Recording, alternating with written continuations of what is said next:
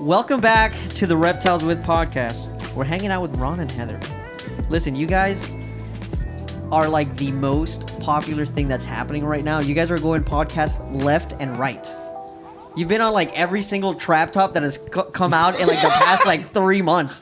Every time I go on Facebook, I'm like, yo, they're on it. Everybody wants to know about the emeralds. Everybody wants to know about the blue tongues. How do you feel?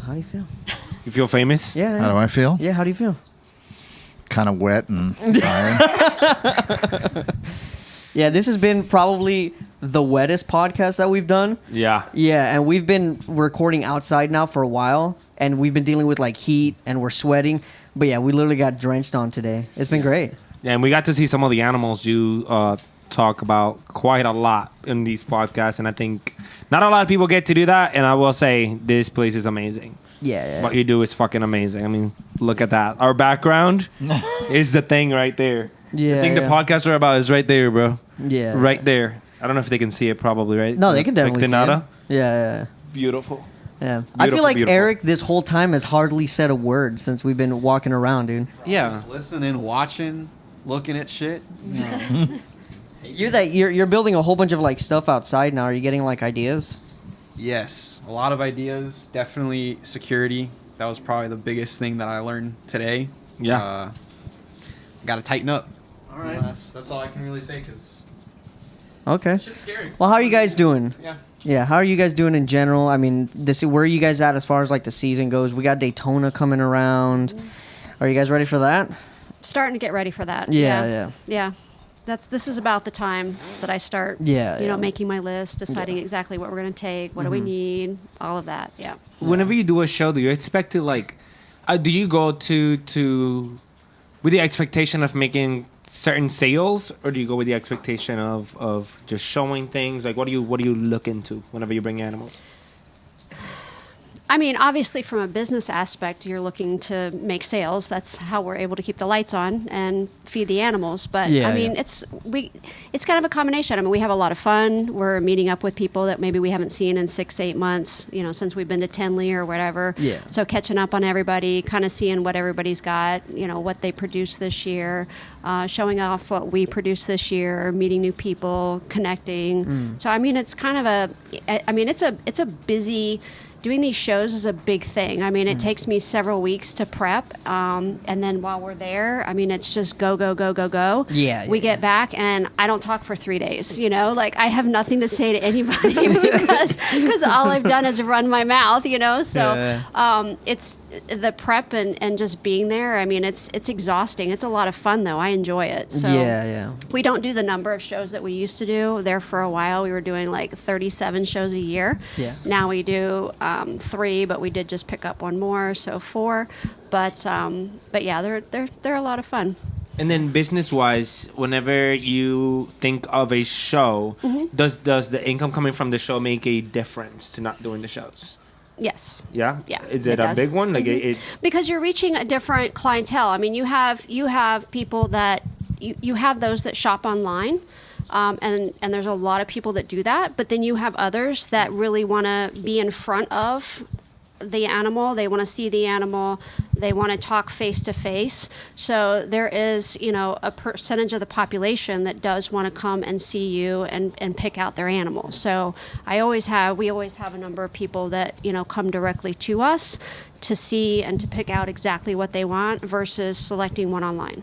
And whenever you bring things, is there something that you bring on purpose that brings people's attention? Yeah, I was gonna ask like, what are the big things that Us? you? No.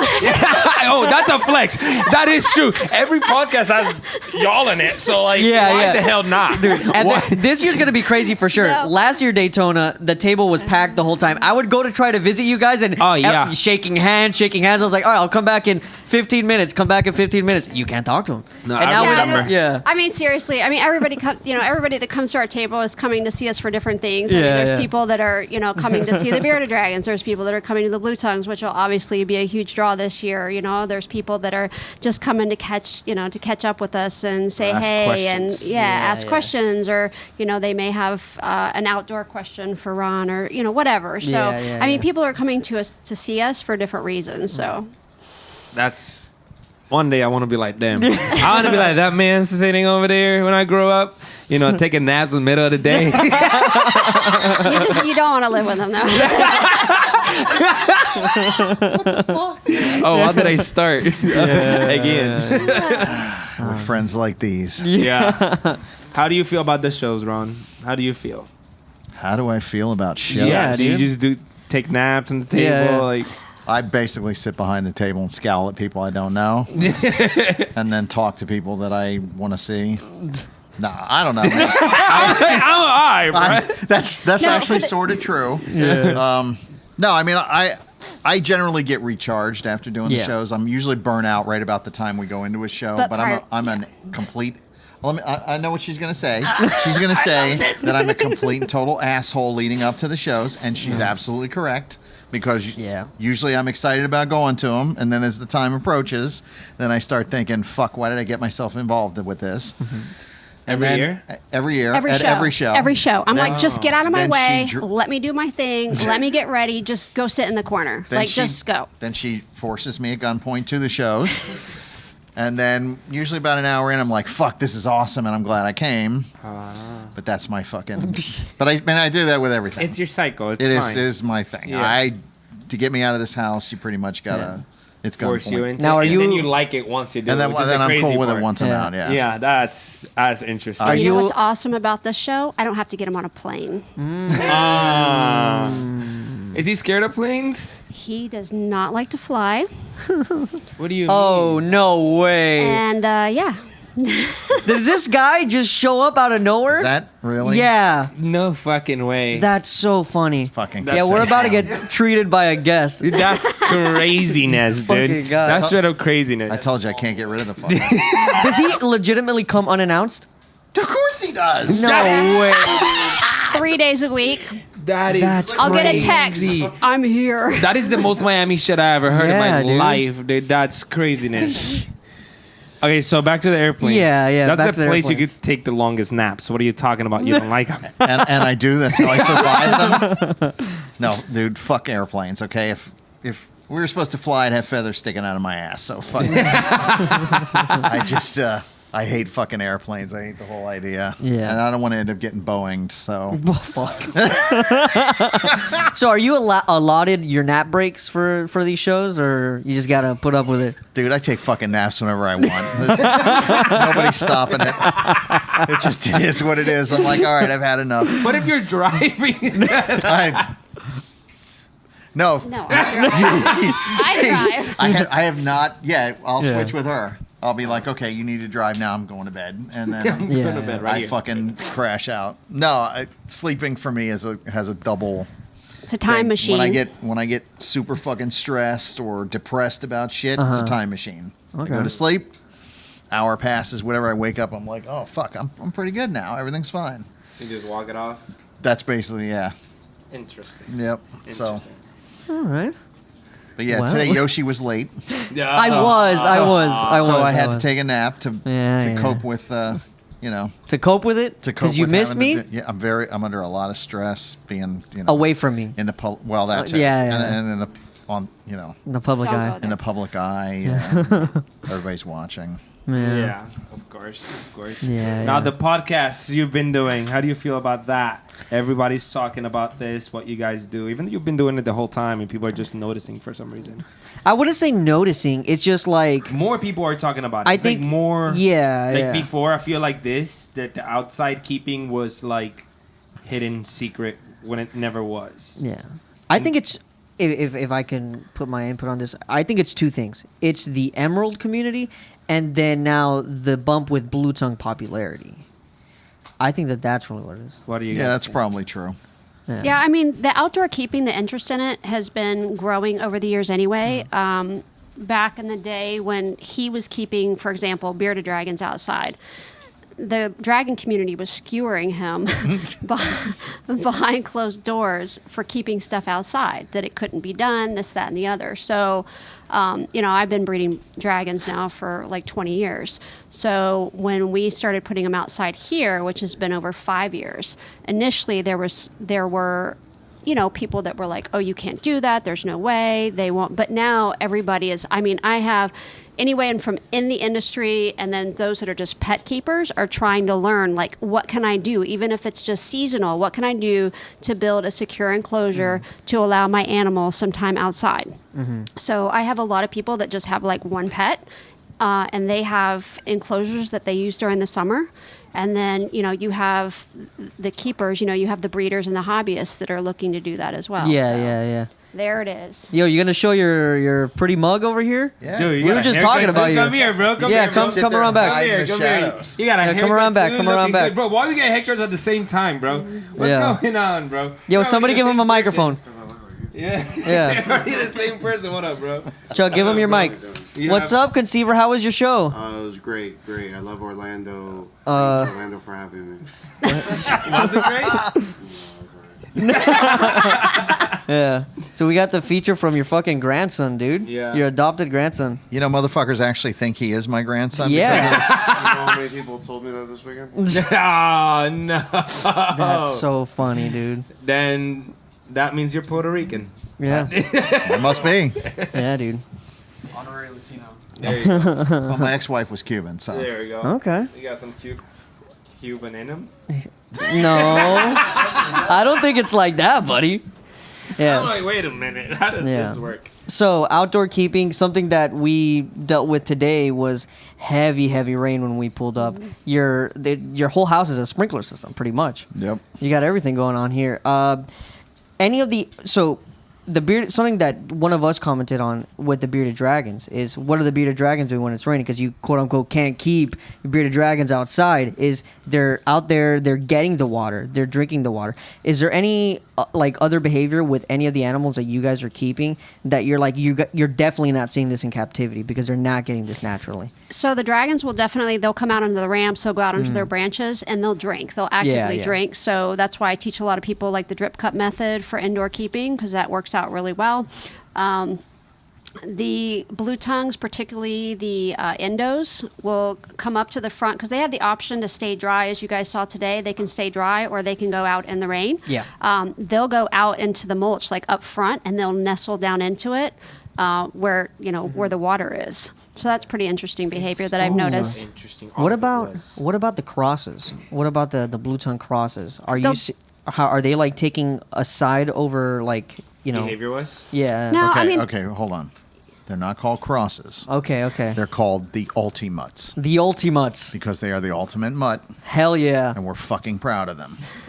I support that. So don't forget it. I think Ultimuts is great. I think that's a great There will name. be shirts Yeah. and trading cards. Yeah, and if anybody listens to this is gonna buy one, you have to ask what the percentage is, right? That's what you're all about. You want to know the percentages, just like carpet pythons, right? That's what you told me. yeah, it'll You be did just tell me like that. that. I'm No. totally gonna no. don't ever say that again. That is not happening. I fucking hate the percentage thing. Yeah. Most of the time is illogical and ridiculous. I think I saw in like a hybrid group that it was like some colubrid one, and they were like 13.7%. I was like, Might as well not- What I've is seen this? some doozy. Yeah, Yeah. it's like really like, and how do you even know? But I get why they do it, but honestly, it breaks down at the end of the day. It's mostly just fucking unnecessary sales shit that doesn't need to be added to it. Our goal is, like I've stated before, is to make a generic blue tongue skink for the pet trade that has the morphs in it. Yeah. You know, you want pure stuff, we'll have that too, and so will lots of other people. And, you know, like pure Easterns, but when it comes to the morphs, there's really no point to keeping them pure anyway, because you're already making an animal that wouldn't occur in nature. It's inbred most of the time as it is. But the point of the Ultimate, though, is that this allows us to outcross the living shit out of these things and not be tethered to a specific species that can no longer or has not been brought in a very long time. So we can expand the gene pool out considerably by taking advantage of imported Irian Jaya blue tongues and adding them to the mix. So now you've got this situation where essentially we're producing a ball python-esque type thing, right? But it's actually it's a total, man-made animal, but it has all the morphs and allows you to do combos and keep them healthy, which is really Number one goal. the number one goal of this, right? Yep. It doesn't do you any good if you're making animals that are weak. And, Yeah. and if you can avoid it by just doing simple outcross, nature doesn't give a fuck what tag you put on those animals.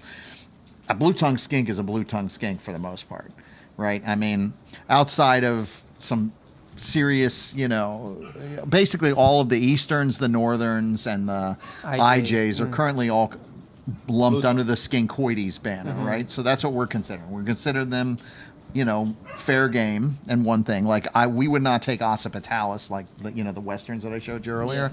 We would not take that and plug that into a morph. Although I probably shouldn't limit that because you never know how I'm going to feel tomorrow. Yeah, Jesus. But no. Yeah, but those are like so unique on its own that it's like there's not even like the necessity. we wouldn't do that, and there'd be no point to that, right? Yeah. Why to make a hybrid just for the sake of making a hybrid is stupid. Okay, I shouldn't say it's stupid, but it's not something that we would do. Gotcha. The point of the Ultimut is to take advantage of the 7 or 8 mutations that we currently have, and then baking them all into one single generic skink for the trade, so people don't have to worry about, that's what ultimately the carpet python guys have done, the boa guys have done for the morphs and stuff, and that's what the greater trade wants. So that for the pet trade itself and the morph guys, that's what we're doing that for. We're also doing all the locale stuff, and her and I have been talking about taking advantage of imports right now to get the different imported, pure blue tongues like the key islands and stuff like that, and having our own little arc so that if they ever cut them off, we have a small colony, and then hopefully other people will do that, and then they won't disappear from the trade. And forever. a lot of them come in different phases. Like the tannin bars, they have like a gold and they have like a silver phase. The key islands, I've seen them red, I've seen them green. Yep. The key islands are super cool. When they shed, they look like a ghost. They go all white. Yeah. They're really fucking awesome. Yeah. And that stuff, that's for the hardcore end of the trade, right? So, her and I both have always kind of tried to hit both things. Course. Like I have lots of hardcore people that I, friends and stuff in the trade, and so we like all of it. And we enjoy both sides of that. Yeah. I like to keep things pure, but when it comes to the mutations, then, Of course. It's a That makes pointless no sense. hamstring, essentially. Yeah. And that's why pretty much those albinos have been available in the U.S. for at least 10 years. Nobody's done a damn thing with them. And the reason is everybody was trying to keep them pure, is what I'm told anyway. Yeah. I mean, as soon as we got them, we were able to make the cross and then and now we're producing albinos which are fucking and all the other sick. morphs. Yeah. So it's just it was an unnecessary hamstring Yeah. enforced by other people that didn't even have these animals. These are opinions. Yeah, opinions. Yeah. And I really don't give a fuck about anybody's Yeah. opinion. At the end of the day, we're going to make a decision based on what we think and what we want to see. Yeah. I have never allowed other people to dictate what I'm going to fucking do. From the first podcast that we did together and we started talking about this, the question is like, how do you think in this case, the blue tongue community was going to see it? And now we can literally say that all those people that would have hated on it, they're like non-existent. Now everybody's about like, yeah, we got to do this, we got to do that. So I'm really excited about it because I had gotten 2 animals from a breeder, and I'm not gonna say who it is because I don't want to shit on them because the animals are great looking animals, but you can visibly see the defects. Because of inbreeding? Because of inbreeding. These are very line-bred animals and, big eyes, small snouts, different growth rates. And if you just think about that for the next 10 years, if we would have kept everything quote-unquote pures, our red lines are going to start looking like that. Our orange lines are going to start looking like that. Exactly. And this is the only way that we're going to be able to combat something like that. So it is what it is. Hybrids. Boo. Chuck sucks. Chuck's the worst. I don't like hybrids, but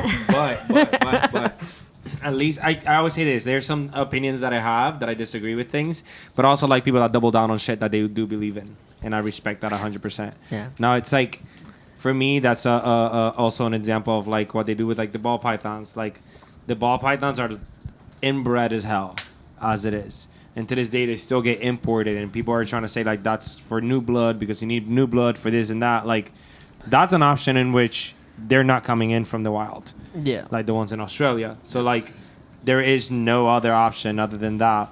If not, then you just inbreed and wait until it all goes to hell once they all have the same deformities, or you find a recessive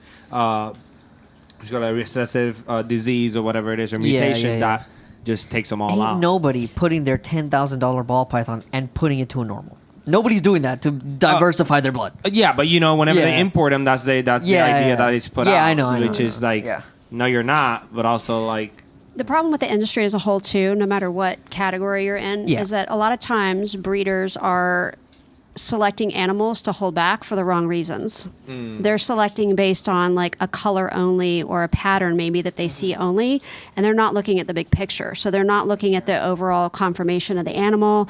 They're not looking at the growth rate. They're not looking at the overall health of the animal. They're just like, oh, this one's badass. I need to hold it back. But it may have some sort of minor deformity, and then you're using that and you're pushing that forward. So then that world needs to be first. part of the. It needs to be part of the equation across the board. And Unfortunately, yeah. a lot of times it's not, and so that causes, that causes things to occur that much faster. Yeah. It kind of expedites that whole Yeah. process. Yeah. You end up with inbreeding depression and things like that that occur earlier. Yeah. And is that defect that you are visibly seeing through the quote unquote mutation the reason why? Like it might look different because it's defective, and that's why it looks that way. Maybe there was an issue with incubation. Like there's times where I produced a ball python this year that had a complete curly tail and a bunch of kinks, but the pattern was crazy. It's like, but this animal didn't develop right. Yeah. Yeah. where there's people are like, nah, it's probably incubation, it's not genetic.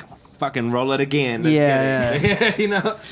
Well, I mean, sometimes it is incubation, sometimes it is genetic, and you actually have to do testing. But I mean, it's a bunch of different things. But it's just, if you think about it, right? There are plenty of island populations of species on these tiny little islands that have been there for hundreds of thousands of, maybe millions of years, and they're just fine. They're clearly they're inbred. I mean, reptiles in general inbreed in the wild, right? I mean, they don't have huge ranges. Everything happens in a relatively small area.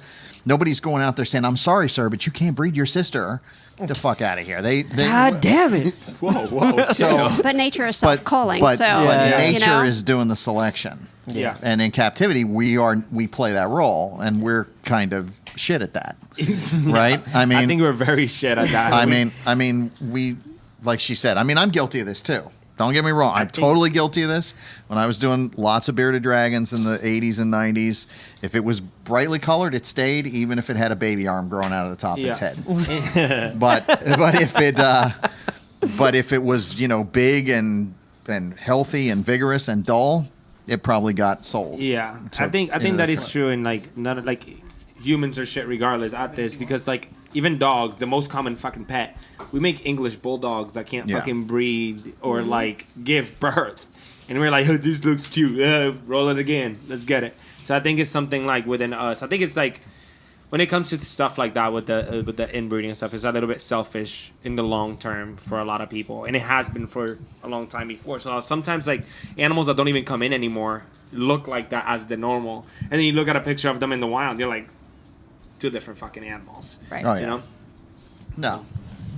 Yeah, and we need to be more responsible about that. As a community, we absolutely do. So, we can shoot ourselves in the foot if we don't. oh yeah, for sure. Entire like groups of animals can disappear, entire hobbies can disappear with stuff like that if everybody's doing the same thing and not Yeah, like those he was talking messes. about the bearded dragon, going back to that for a second. I mean, that's inbreeding depression is like a real thing with them. Like it's a problem.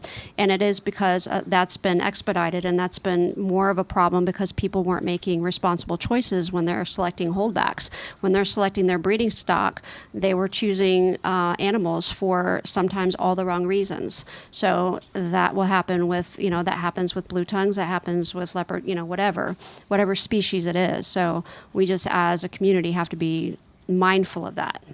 and know what healthy looks like. So how many generations would it even take for the inbreeding to start taking effect? Like for reptiles is a health-wise? lot to my understanding. So yeah, and I honestly, again, going back to the island things, right? A friend of mine just went to Hog Island and sent back all these photos of all these amazing boas, right? That population probably started with just a very small number of animals, and there are other islands that are even much further out that probably are the result of maybe one or two that rafted over. Maybe even the case some of those may have been parthos that, a female got over there and then had a partho birth and it eventually generated the whole thing. But again, nature selects, this is not healthy, this sucks, this is going to end up as bird food or whatever. Yeah. Does not move correctly. It's not being babied. So the in an question that I enclosure. have is captive inbreeding depression actually caused by a small amount of genetic diversity, or is it really caused by the fact that Poor we are the selection. selector, we don't select right, we're not removing the weak animals, from the line, Yeah. and then we're hyper accelerating that because it doesn't seem to be a problem in nature, really, right? I mean, otherwise. I mean, a lot of these things, like no-see bay blue panthers, right? That's clearly a case of they got separated from the other ones. They developed this way. They're probably a small founding stock. There's tons of island species and all these examples that you could cite for that. I mean, if Cyclura are rafted green iguanas, You literally went exactly where I'm going. You literally went exactly where I'm so those going. were probably started by incredibly small numbers of animals a long, long time ago. So do you know this one? That's Fagan's eye, right? Yeah, that's the Bahamian. That's one of them. That's either Cyclura. Yeah, I had a pair of those That's for a long insane. time. So there's a story on one of the subspecies of them in the Bahamas. Yep. There was this herpetologist that went down and saw a bunch, and then he went down a second time, and there wasn't many. So the ones that he found, he shot and brought them back to the U.S. and went to a museum and said, "Look what I have! Really cool lizard." Then goes back to get more, dead for taxidermy for the museum. He did not find any. And out of nowhere, years after, people started going. They couldn't find any. People stopped going to the island because it's not habited. And they then regenerated. there's so many. People went back and there's a lot. So it's technically that. If the population went down to fucking almost nothing to the point we couldn't find them, they had to inbreed within themselves to be able to get that. But like you said, like that selection is probably a lot better coloring. If you're too slow, you're fucked. Like That's Exactly. So that makes a lot of sense to me. So we don't do that. We keep everything alive, and even in that case, we select by color, pattern, anything that's pleasing to us. But really, one of the things that she had always done and that I have adopted since her and I have been together is we spend a lot more time looking at, okay, does it tick off a whole bunch of boxes rather than I have a list. Is it just brightly colored and Like an actual list? I Yes. mean, it's, It just- I mean, or it's something in in your my, head. It's Okay, something in my okay. head. I'm looking for certain things. I'm looking, and it doesn't matter what species I'm working with. I'm looking for certain things. So Gotcha. I'm looking for even growth rate, within the litter or clutch. I'm looking for, did all of them in the clutch survive? Did I have any that were weak or whatever? You're looking for overall body conformation. You're making sure that their noses aren't smashed, that their eyes aren't bugging. You're looking for a lot of different things. Did they grow at a nice, even pace? So I'm looking at it's a big picture. It's not just that one's super cool and it's really, orange, red, yellow, whatever.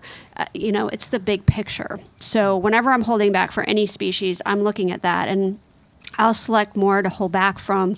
My holdbacks will actually come from litters that across the board performed really well. They didn't have that stagnated growth and stuff. I mean, you'll have occasionally. I mean, obviously you've got to separate as animals grow, and one will start to fall behind. That's not what I'm talking about. I'm just talking about growth that's just like this. Yeah. When you have this huge spread of animals, you have X number of runts, and you have like one that takes off, and that's not what I'm looking for when I'm choosing animals. Yeah. So Yeah, I think that it's a shame that a lot of people are chasing a project and they're not paying a lot of attention to the animals. Something that I'm seeing a lot in the ball python community.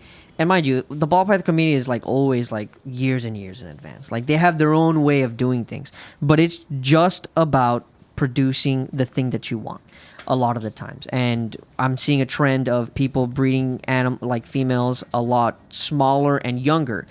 and then them saying, oh, well, there's no scales in the wild. Like, yeah, of course there's no scales in the wild, but we have to try to offer the best that we can for these animals. And now what I'm hearing is that babies are being born smaller, and now we're having issues with all that kind of stuff. I'm excited. We have a comment, but that's not why. I'm gonna fight you on that one. Okay. I'm excited.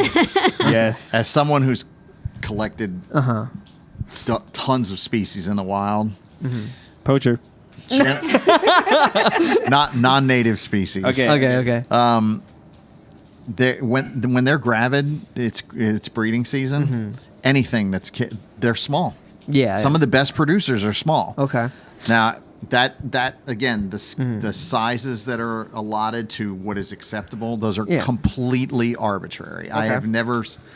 I mean, honestly, dude, that's the truth. It's just some arbitrary thing that somebody affixed to something. I was about to say, what's the origin of the number? Huh? Yeah. What's the origin of Yeah. I mean, and they continue to grow and they get big and so on and so forth. But I mean, there's other reasons why that occurs. There are other reasons why, a specific species like the ball python or the bearded dragon or whatever are getting smaller and smaller and smaller. Yeah. It has nothing to do, in my opinion or his opinion, with how old they were when they were bred. Yeah. It goes back to selection. What was the breeder thinking? Why did they select that animal? Yeah. Why did they pick that one? We also keep them in the enclosures on a lot smaller than what you have in the wild, and I think that affects a lot. That at least is true for some crocodilians, as it is. Like, the more you breed them in smaller areas, like, they don't need as much body for the amount of space that they have, and they can be adapting to that as well. Yeah. To be enclosure, feeding, what are you feeding, stuff like that to affect the genetics. You've got your environmental factors too, though. When you're breeding indoor, then you've got it in basically a state of constant spring for the most part, right? So that's going to impact the animal. That impacts the animal in a lot of ways. It impacts them as far as when you have smaller enclosures or you have enclosures that don't replicate what they would experience in the wild, then you have a huge difference in their muscle development. Yes. You have a difference in how they, metabolize their foods, because if they're just like a couch potato versus getting out there and moving and building muscle, their immune systems aren't challenged, so you end up with a weaker animal. So you're going back to like the whole idea of the lab rat. What happens to lab rats? They can't live outside the lab. Why? Because you have them in this constant, static, sterilized environment. Like my animals outside, when I kept dragons, for example, I go back to that, but when I kept them indoors versus when I started keeping them outdoors, they feel different. Their grip, I pick them up, they feel very different. They have developed their muscles because they have places that they can climb. They're being exposed to all of the elements. So if you aren't strong, you ain't making it, and that's just part of it. So, but I have very, very, very little loss, but that is because my adults are strong. They're exposed to all of the elements. They get cold, they get hot, so they develop, they deal with rain and all of these different events that indoors we don't. We have a tendency indoors as a community to try to keep everything too perfect, to not challenge them at all. I mean, you're down from like the time the lights go on to the time the lights go out, specific temperatures, like the animal is never challenged. So over the generations, what do you think what kind of impact do you think that has on the species? It has a negative impact on the species. They get weaker and weaker and weaker because they're never challenged. Anyway, I get a little bit No, you're good. That was It also made me feel like, because there's also the private sector and then zoo sector and so many, and I've been part of multiple, and that's something like when I first started working where I work at now, there was none of like the enrichment.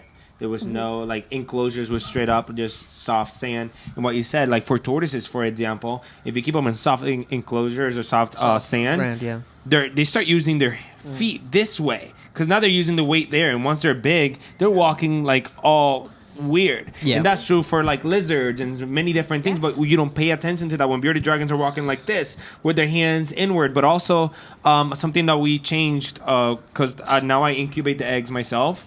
I don't cut the eggs.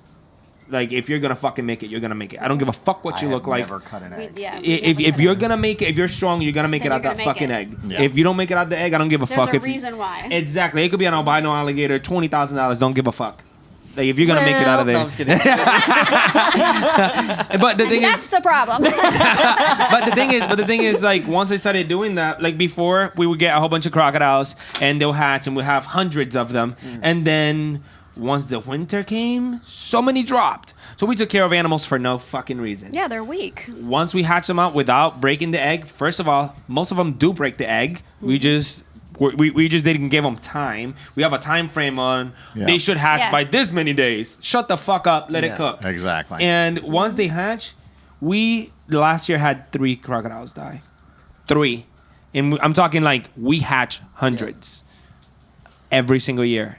And that, I think things like that, if you are to even help that one out of the egg because it wasn't strong enough, then you bring that genetic in and you're going to pass that down over and over and over again. Yep, exactly. I think strength is the answer. God damn it. What the fuck did I just catch? I don't know, dude. It was a bug or something, I swear. I felt it. I felt like a wasp or something. Fuck. Yeah. But yeah, I mean, over the years, because of the way I always operated, I set everything up in pairs. Even when it's little, I decide what I'm going to breed, and for the most part, they never get separated after that, as long as I pick the right things. And then they get raised together. So when they're ready to go, they breed. And I noticed that I get some of the best breeding out of younger animals, and that stands to reason. Yeah. And then there's very little difference. Yeah. Some animals, you can have young animals have 4 big babies, and then you can have old animals have 10 tiny little babies. Yes. I think my concern more with that when it was in regards to ball pythons is that a lot of these breeders... You're not going to get away with this one. It's that... I'm kidding, yeah, man. a lot of them I'm fucking are... with It's the amount that they're feeding them to get them to a certain size. And it's like, it's one thing to be like, okay, my animal is quote unquote 1,100 grams, but it looks like it's ready to go. It's developing on its own. We ultrasound it. We see that it's going through its cycle. And then it's another thing where it's like, okay, we're feeding them just every day. Just throwing it, small meals just to get it to a certain size, because then we are like, okay, well, I'm ready to go. Yeah, I mean, we don't do anything like that. Yeah, we sort of... plus, we you saw we use mostly large enclosures for everything. So everything has lots of gets exercise and of course stuff like that. So, I mean, I could see what you're talking about in the kind of like in the standard rack where they're very limited and they're getting fed up obese. I mean, personally, I think the problem. rodent diet we use is pretty deficient. Yep. And I've talked to plenty of other snake breeders that think the same thing and are doing their own little twists on this. But again, though, there's a whole bunch of arbitrary numbers and rules assigned to things that maybe in certain situations those things are true, but they're not universally true. And for the most part, I've never really seen. I mean, I don't know how these things become like this kind of dogma, right? I mean, the whole industry has become... It didn't used to be this way like 30, 40 years ago, when I was a kid and I got started in this. There wasn't all... It used to be more about, hey, let's see what we can figure out, what works, what doesn't work, and people would, freely share that. And also people would actively discuss ways to make shit better. Yeah. And at some point, we decided there's this arbitrary and very inaccurate, in my view, set of parameters that is honestly horseshit. I mean, most of the problems that have arisen that I've seen can be attributed to the idea of climate-controlled, basically, like she said, static spring, permanent spring, because people have decided there's an optimal set of temperatures for these things. That's not true. Every single one of these species lives in place. I mean, everywhere on Earth. Where the hell have you ever been that the temperatures don't wildly vary to some degree? When it's raining right now, it's pretty cool. Like, we're all sitting out here without a fan and we're not sweating our asses off. But if that sun came out, it'd be a whole different game under here. Yeah. So it's like that everywhere, though. It rains, it cools off, then it 100 degrees during the daytime. If you're in the desert, it can plunge down to 40 at night, so you can have a 60-degree swing. There's all this kind of stuff that nobody takes into account. Everybody thinks that we have all the answers, and we do not have the answers. Yeah. We've been fucking chicken farming for the last 30 years. So we have a lot to learn and a long way to go.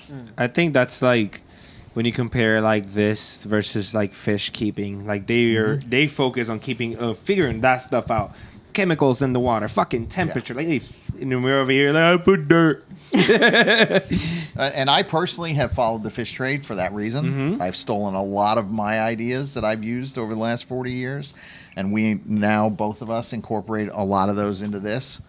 And so that's amazing. 'Cause that's what everybody should be doing. And we're constantly breaking stuff down and starting over again. Like if we have like a million different systems here because we're constantly trying to find like what'll work better. Yeah. And then going back through and, refitting enclosures that we already have and, repurposing materials.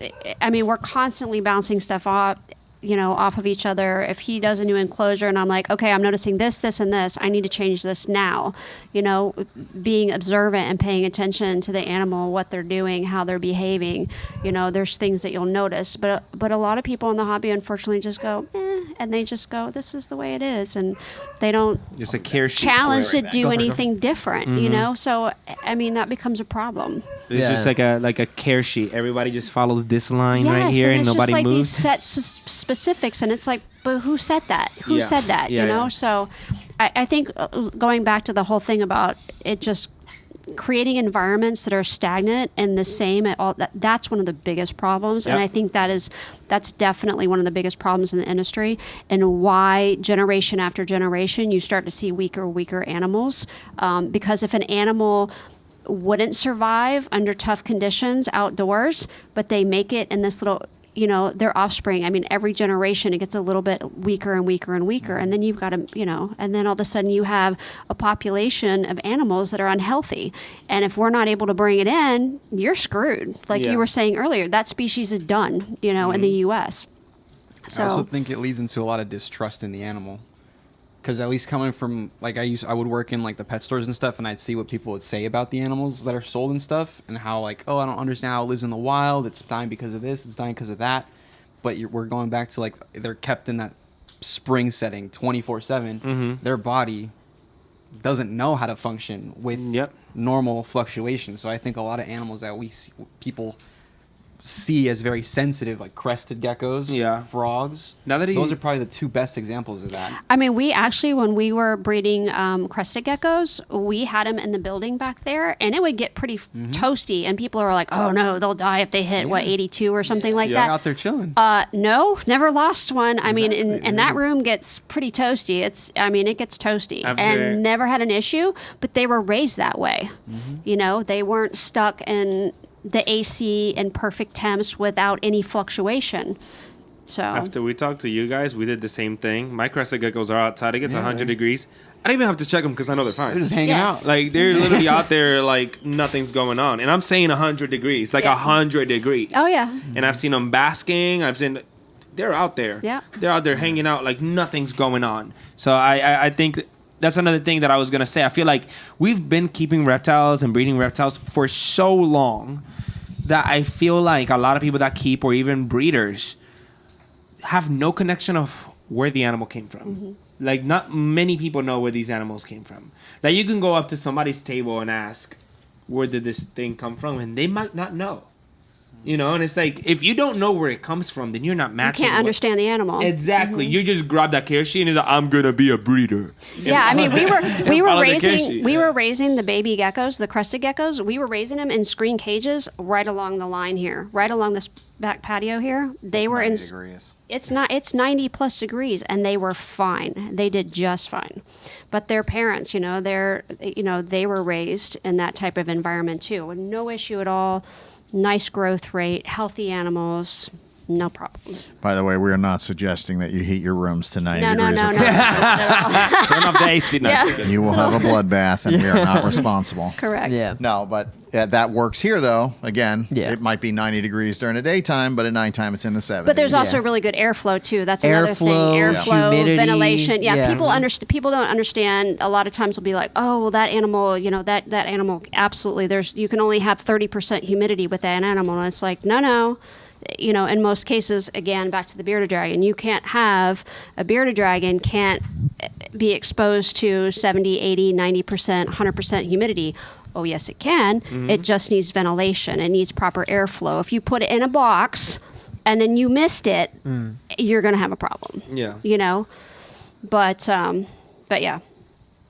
Hell yeah. I want to get to these things right here real quick. Yeah, My we'll get bananas? The I love bananas. them. Oh, you do? Yes. So you're never getting rid of them? No. Great. Okay, so I was about to say, because I know you sometimes like to switch. I like those No. a lot. A couple of times he's like, you should just go ahead and get rid. And I'm like, No. No. They're staying. They're permanent. Just cut it out. Like, honestly, any of the spinies. I love them. They're just awesome. Spinies are insane. I think they're so underrated. They Like, are. Greens are overrated.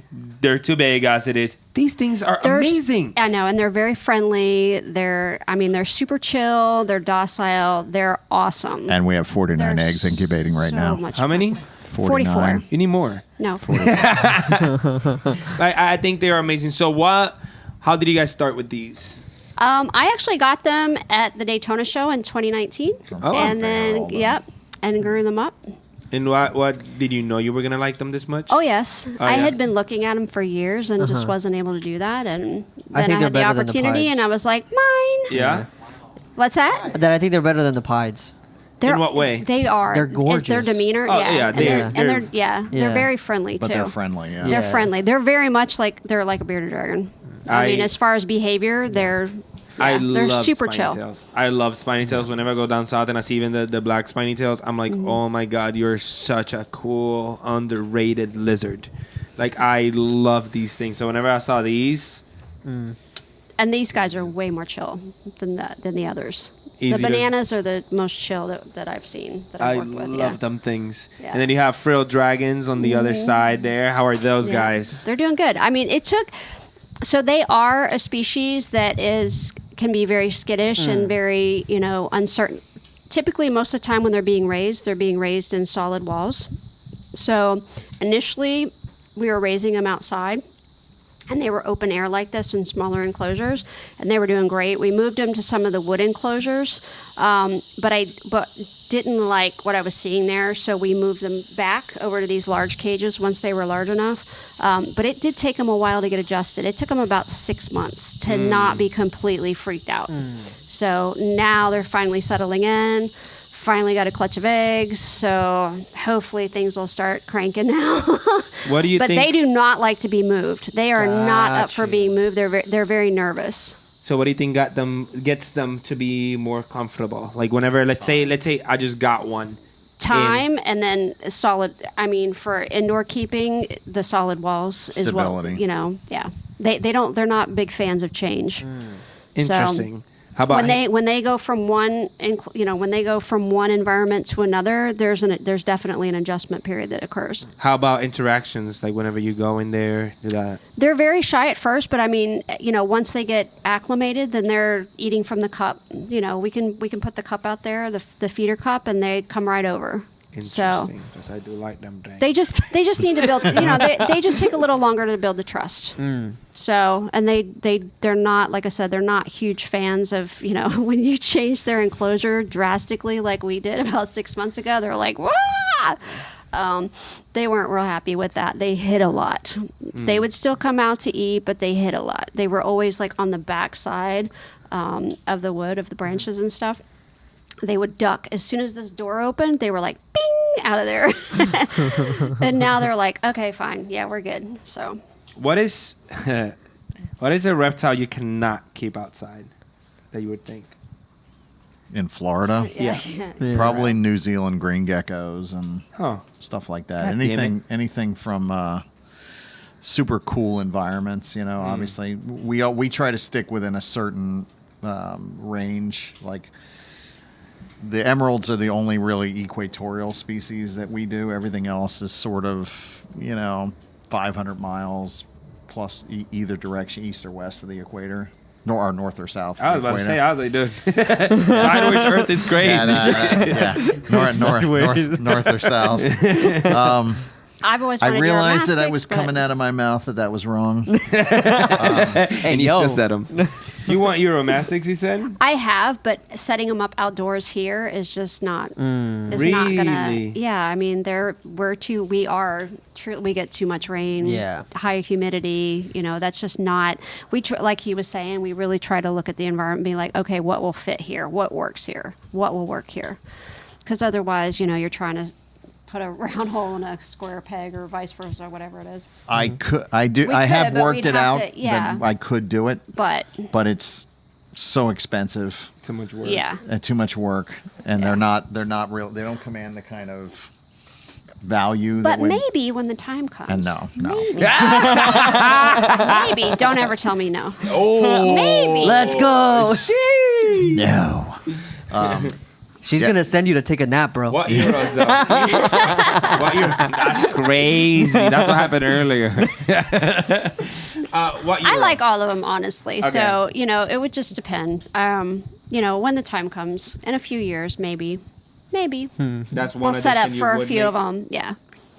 But that would be that would just be for me. Like these guys, like they'll never go anywhere. I mean, all the animals we keep are because, like, I absolutely love the blue tongues. I absolutely love the dragons. I absolutely love the banana. Like, these are animals that I would keep even if I wasn't breeding. And that's the way that it should be. Would you keep the species if you weren't breeding? Yeah. So. Good point. Yeah. How many people are doing that? All right, we're gonna start cutting this off. I want to ask you guys, what was the favorite thing that you guys saw when we were here? Me first? Yeah, go first. Damn, it's tough. It was cool. I mean, I don't see a lot of frills, so the frill lizards was really cool to see. I'm just now kind of getting the blue tongue hype, so seeing all the different types of blue tongues you guys are working with. I like the species and locality stuff, so that the westerns and stuff are really cool. That blue tub, the empty one, that's also pretty cool. I'm already thinking about. That was the thing that he commented on. He's No, for real, like I kind of want that. Three Stripes need a new house, but I think those two and emeralds, always cool to see emeralds. I'm a really big fan of those guys. You guys are working with some crazy colors. I don't really know a lot of emeralds too, so seeing all that crazy stuff is pretty cool. I think for me was the frill dragons because it's the first time I saw them that big. I always see little babies. I've never seen big ones, so I really like those. The pectinatas are up there, and the black blue tongue skink threw me off. I literally Damn, I was forgot about talking, and I cut myself off. I heard you. I was like, what the It's fuck like, is that wait. thing? What happened? Who burnt that one? That was cool. That thing. Listen, I'm not the biggest blue tongue fan. I think they're cool. Not the biggest fan, but that thing was cool. Like that thing, I have to admit. And then I don't know what they were. The one that had the panda ear marks. That was the western. The westerns. Westerns. That was kind of cool. Like, They are. I couldn't tell what was different about them other than color, but my It's like eye. Uncanny Valley blue tongue. Yeah, my eyes were like, what the fuck are you looking at? So I like those a lot. What was yours, Yoshi? Blue tongue skink. Go ahead. Oh yeah, it's always the blue tongue skinks. The thing that always impresses me is the body composition. It really is. They feel different. They look different than the stuff that we keep in racks. And yeah, it's always inspiring coming here. I Yeah. love that. I Yeah. love that. Thank you for inspiring my friend to keep shit outside because he sucked. I mean, a lot of that can be He was- replicated indoors too. It just takes. It's just the racks, man. yeah. The racks Yeah. where you Yeah. just bedding, water dish, maybe one You decoration. see, like he used to think And like they- shit before, and I think you've changed his life, and I love that. Like he used to have he used to have piece of shit opinions and shit. Like I really I still do. The earth is flat. It's a fact. like I really dislike that shit. But Yeah. now like he's becoming a man, He's finally becoming Oh, a you're man. growing up. Hell yeah. No, honestly, it's been like the best thing doing this podcast. Is just everybody that we've been able to talk to. And I had just one way of thinking of it because of the way that I got into this. I didn't grow up with reptiles. I did not. I was terrified of all this stuff. And I just came into it one time when I was like in my 20s. So being able to be like, oh, I don't only have to do it like this because these people are doing it like this, and there's different ways, and being able to keep things the way that I, actually want, it's just changing a lot of things for me. You guys had a lot to do with that. Not that I'm trying to get sappy or anything, Yeah, but this- yeah. He's about to get on his knees. Oh my god! All right, I think we're done here. This was the Reptiles with Podcast. That was-